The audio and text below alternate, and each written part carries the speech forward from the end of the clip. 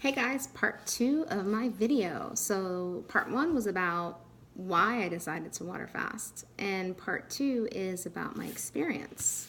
So I thought that would be interesting for some of you to hear it firsthand from someone like me who does not like to fast. Absolutely not. I freak out over, skipping meals. So this was a big deal for me. I would like to let you know, like I said in the other video, I worked up to this. So one of the things I recommend is to start intermittent fasting. So if you're not fasting right now, if you're, eating breakfast, lunch, and dinner, one of the things we tell people is to start with, skip breakfast. So try to fast for 12 hours. That would mean if you went to bed at 8, or sorry, if your last meal was at 8, then you wouldn't eat again until, so you'd want a 12-hour fast, which is 12 hours, which is 8 to 8. And then you want to work up to 18 hours. So over time, you want to extend that. So eventually you'll actually be skipping breakfast, which, don't get mad at me, but, breakfast is overrated. You really don't need it as much as you think you do. Obviously, if you're young or growing or a child, don't do that to children. Children are growing, but most adults, especially when you're over 35, even 30, you don't really need to eat constantly. Eat 3 meals a day. It's overrated.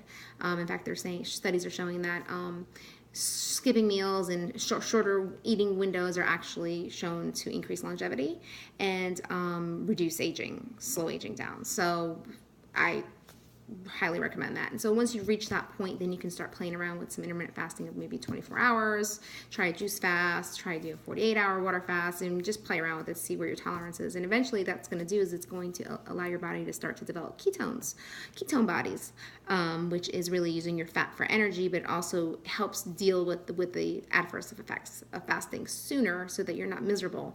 You actually pull out of that misery a little bit sooner. So anyway, so let's go into what I did day by day. So day 1 was my, by the way, I also checked my urine test strips. I had these 10 parameter test strips just to see when I reached ketosis. I wanted to check my other markers to make sure everything was okay. So make sure I was healthy. And I was checking my blood pressure as well throughout this, just to make sure everything was okay. So day 1 was my baseline. I had eaten a pretty good meal the night before, so I didn't expect to be having any problems on this day. My pH was running pretty good, normal. Your urine pH is supposed to be acidic, so my pH was running around 5 to 6, which is where it should be. I didn't have any ketones. I was hungry, but it was more mental hunger than it was anything else. Easy. Went to bed. Day 2 was a hard day. It wasn't terrible, but it was pretty hard. I had an increase in hunger. I actually started noticing small ketones on day 2, which I didn't expect to show this soon.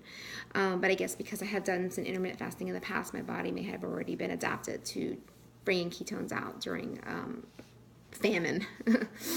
I was hungry, very hungry. I started to feel a little weak, so I started to use some sea salt in water to give me some minerals, about 1 to 3 teaspoons for the whole day.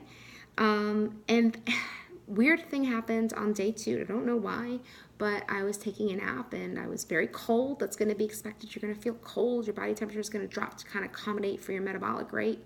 And because your metabolic rate actually drops during the fast, and I passed out. So I got up, got out of bed, got real clammy, came downstairs, and just, I don't know, my blood pressure dropped, and I stood up and down I went. But that wasn't going to stop me. So I pushed through. I started having some weird muscle pains in my legs. I think it was just potassium levels were dropping. I was doing the sea salt, but I don't think I was getting potassium. So I think that was causing a lot of cramping in my legs, and it was really keeping me up at night. So that was hard. And then the third day I woke up and felt pretty good. Mind you, I also should mention I had the Beamer here. And if you don't know what that is, just go Google it. It's just some type of PMMF technology. It's supposed to help increase cellular blood flow and help detox the body. So I just kind of rented it out. And so I did a Beamer in the morning, got up, and felt great. I was in ketosis by day 3, surprisingly. It was a little on the lighter side, but I was in ketosis. I was still hungry. I had this hunger breath. I don't know how to explain it, but it was just this nasty, hungry, rank breath. And it was really gross. And, on day 2, forgot to mention my blood pressure was 99/50. That was really low. So that was explaining why I wasn't feeling good. It's probably electrolyte imbalances and things like that, fluid shifting. So I increased my sea salt. And then on day 3, my blood pressure was better. It was 105/70. And then I still had these muscle aches. It was not good. They weren't as bad though.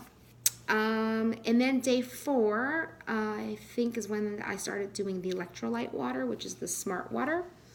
And that was Terry. He actually went to get that for me, which was very smart for him to do that. And it kind of saved me because I woke up day 4. I did not feel good. I was expecting to wake up and feel great. Like everybody says, oh, you feel great if you're in ketosis. But, my mind was good. My brain fog was lifted. I felt good from the shoulders up, but from the shoulders down, I didn't feel good. I was achy, my muscles, I went and got a massage, I was weak, I was hobbling up and down the stairs, holding the railing, and then I wanted to tell you what Terry said. He says, your skin is on the pale side, you're more frail, you need help walking up the stairs, you're less animated, more depressed, your voice is lower and softer, you've stopped your normal fidgety movements, like wiggling my feet, my eyes were sunken in, and you're getting that hunger breath. You tend to get irritable, and one thing can set you off, which did happen. And you're not your normal smiling self.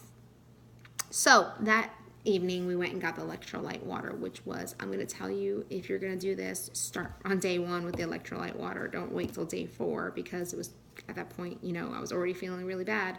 So I started drinking the smart water, which is not going to ruin your fast because you're still drinking just water. You're not getting any calories or sugar.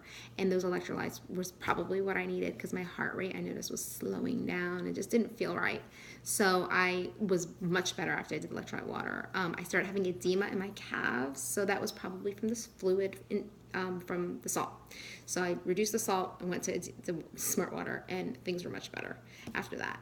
I had a little bit of insomnia, trouble falling asleep, but I finally fell asleep, and then I started having diarrhea on day 4. So just runny. And then day 5 I was really weak. Going up and down the stairs was almost impossible. I was holding onto the railing. I didn't have any brain fog or any headaches, so that was great. My face was clearing up. So I noticed, I guess, some detoxing was happening. I didn't have an appetite.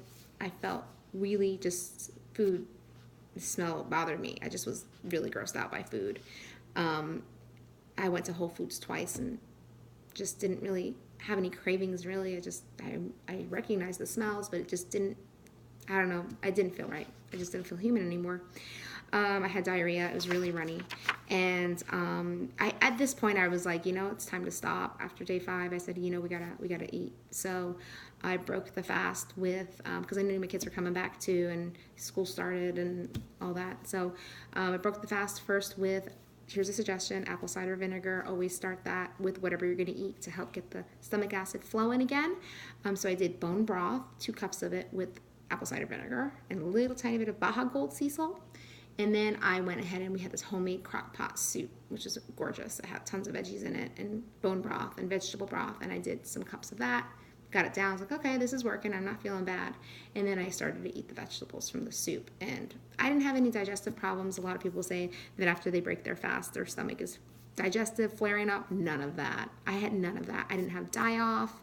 I think I had done so much work prior to this fast through cleansing and detoxing and taking antimicrobials and nutritional base. I had built it up. I was very strong going in. Maybe not so strong because I couldn't go past 5, but it was strong enough for me that I was able to make it to 5. So I learned from this whole experience that 5 days was my sweet spot. So if I ever do this again down the road, I have some different variations I'm thinking about doing, maybe doing a 2-day water cleanse followed by a 3-day ketogenic diet, or doing a 5-day ketogenic diet, or, doing, I don't know. I'm going to come up with something. I do think that it's beneficial because, number one, throughout the fast, I didn't have any bladder pain, which I had done a lot of healing prior to doing this, but every once in a while I'd have some periodic pain or some periodic, infections. I had none. I mean, 0. And then I did have a little twinging towards the end, which I've heard from a lot of people is normal. So I had little twinges. I was like, oh no. And then today I'm fine. I have nothing. I have no pain. I feel completely normal. So knock on wood, it stays this way. If it doesn't, I know I can go back to this. What do I think this is doing for me? I think it's cleansing. I think it's helping kill off some bacteria, some oxidative stress, some cells that are just damaged and DNA damage. And I think overall this has been a very positive experience for me. Not easy. I'll tell you that. This was not easy. But I think it's worth it. All right? So if you decide to do it, please shoot me an email, mandy@naturalhealthachiever.com. That's my email. My business is Natural Health Achiever. Website is www.naturalhealthachiever.com. If you have any questions, you want to try it, shoot me an email, and I want to hear from you. So good luck. Here's to healing. Bye.